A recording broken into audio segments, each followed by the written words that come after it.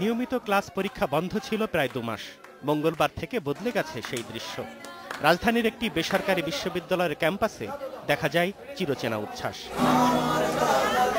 6 জানুয়ারি 20 দলীয় জোটের অবরোধ ও হরতাল শুরু হলে প্রথম দিকে সব ধরনের বিশ্ববিদ্যালয়ে ক্লাস ও পরীক্ষা বন্ধ হয়ে যায়। এরপর ঢাকা বিশ্ববিদ্যালয় সহ কয়েকটি পাবলিক বিশ্ববিদ্যালয়ে প্রথমে পরীক্ষা ও পরে ক্লাস নেওয়া শুরু করে।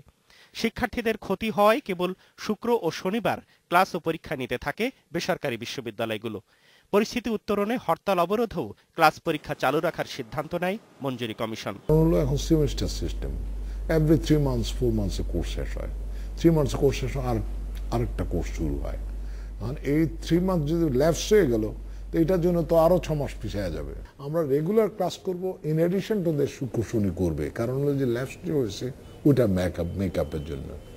কয়েকটি বেসরকারি বিশ্ববিদ্যালয় কর্তৃপক্ষ জানায় সপ্তাহে 6 দিনের বদলে 2 দিন ক্লাস পরীক্ষা নেয় সেমিস্টার ভিত্তিক একাডেমিক ক্যালেন্ডার ভেঙে পড়ে। এর মধ্যে কেউ কেউ ক্লাস চালুর উদ্যোগ নিয়েছিলেন।